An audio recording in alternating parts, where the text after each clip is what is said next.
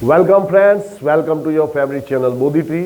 दोस्तों, मैं आज आप लोगों के लिए सोशल साइंस में ब्रज असाइनमेंट में पेपर नंबर 4 का सेक्शन ए का सॉल्यूशन लेके आया हूँ। तो हिंदी मीडियम में इस तरह का सॉल्यूशन आपको मात्र इसी चैनल पे मिलता है, तो चैनल को सब्सक्राइब कीजिएगा, अपने मित्रों के साथ शेयर कीजिएगा। तो हम शुरुआत करते हैं सेक्शन ए की। देखिए, सबसे पहला जो प्रश्न है इसमें हमको जोड़े मिलाने हैं। तो जोड़े मिलाने में आपको एक चीज याद रखिए, सबसे पहले वो मिलाइए जिसमें आपको फुल कॉन्फिडेंस हो। तो जैसे नखलंका मेला, तो नखलंका मेला लगता है भावनगर में। बुनाई कला, तो कच्छ के बन्नी क्षेत्र की जो जत कौम है, ये कढ़ाई बुनाई की कला के लिए बहुत ही प्रसिद्ध है।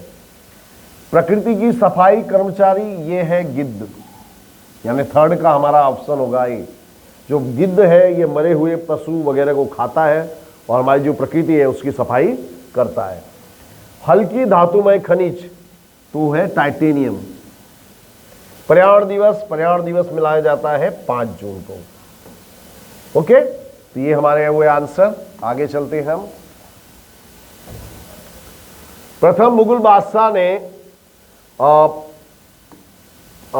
तुर्की भाषा में तुजुके बाबरी नहीं, बाबर ने लिखा था बाबरनामा, तुजुके बाबरी नहीं लिखा था, तो ये विधान होगा गलत। अभी जैसे संबल का जो विवाद चल रहा है, तो संबल जो है जहां पे अभी यूपी उत्तर प्रदेश में विवाद चल रहा है, ऐसा माना जाता है कि भगवान कल्कि का अवतार संबल में होगा, इसीलिए हिंदुओं ने यहाँ पर हरिहर मंदिर बनाया है। हरिहर यानी ऐसा हिंदुओं का मानना है कि यहाँ पे भगवान विष्णु और भगवान शिव का प्राकट्य है, इसलिए हरि यानी भगवान विष्णु और हर यानी भगवान शिव, इसलिए हमने यहाँ हरिहर मंदिर बनाया। तो यहाँ पे जो मैं आपको सबूत दे रहा हूँ, मैं वो बाबर की कब्र में से खोद करके नहीं लाया हूँ।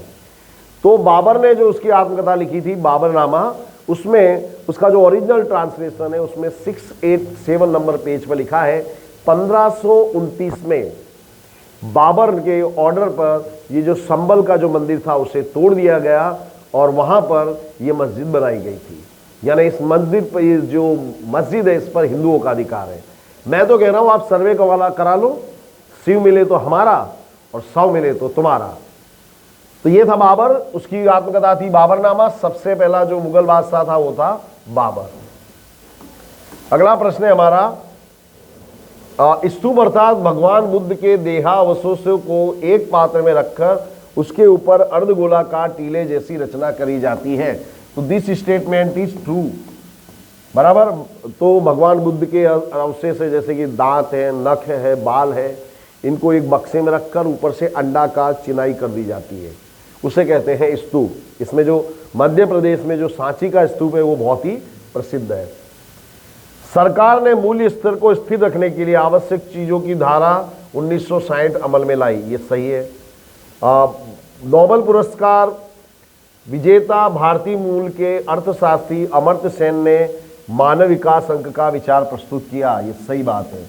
अमर्त्य सेन ये भारतीय मूल के निवासी हैं और इन्हें नोबेल पुरस्कार मिला था इकोनॉमिक्स में।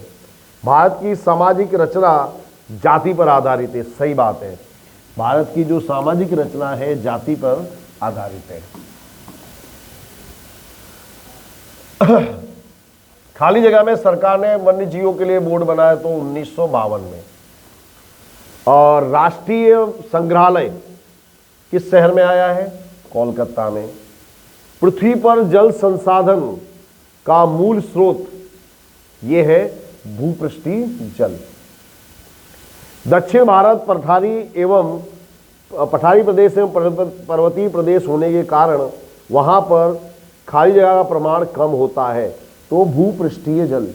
तो दक्षिण भारत का जो है पठारी प्रदेश है, यहाँ बारिश बहुत होती है, लेकिन पठारी प्रदेश होने के कारण क्या होता है, जमीन उस पानी को संग्रहित नहीं कर पाती, इसलिए भूपृष्ठीय जल कम होता है।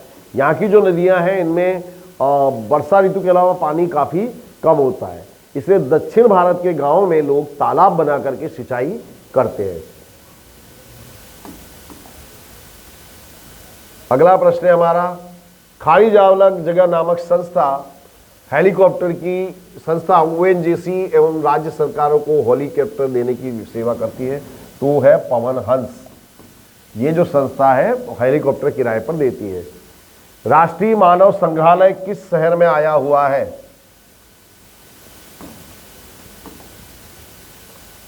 ये प्रश्न रिपीट हुआ है आई थिंक। राष्ट्रीय मानव संग्रहालय वो तो भोपाल में, बराबर, राष्ट्रीय मानव संग्रहालय है भोपाल में। भारत के किस राज्य में सिंचाई क्षेत्र का 90.8% है? तो पंजाब। पंजाब में भाखड़ा नागल बांध है सतलुज नदी पर, जिससे कारण 90.8% जगह को सिंचाई का लाभ मिलता है। इसीलिए पंजाब को गेहूं का भंडार भी कहते हैं। निम्न में से कौन सी बहुउद्देशीय योजना गुजरात की है? तो देखिए ये वाली कडाणा, तो ये वड़ागपुर, कडाणा और वड़ागपुर, ये दोनों जो योजनाएं हैं गुजरात की है। देश की राष्ट्रीय आय को देश की जनसंख्या से विभाजित करने पर जो आय मिलती है उसे क्या कहा जाता है? उसे कहा जाता है प्रति व्यक्ति आय। देश की कुल आय को देश की कुल जनसंख्या से भाग देने पर हमको जो फिगर मिलता है वो होती है हमारी पर कैपिटा इनकम, यानी कि देश की राष्ट्रीय आय। किसान, व्यापारी या शिक्षक आदि की प्रवृत्ति क्या कहलाती है? तो ये कहलाती है आर्थिक प्रवृत्ति। इसका मतलब समझिए, आर्थिक प्रवृत्ति यानी जिस प्रवृत्ति को करने से आपको अर्थ मिलता हो, पैसा मिलता हो, मौनी मिलता हो, पानम मिलता हो, बराबर, जिस प्रवृत्ति को करने से आपको धन की प्राप्ति हो, अर्थ की प्राप्ति होती है, उसे कहते हैं आर्थिक। बिना आर्थिक क्या होता है? ऐसी प्रवृत्ति जिसमें पैसों का लेन देन ना हो, जैसे कि सामाजिक सेवा।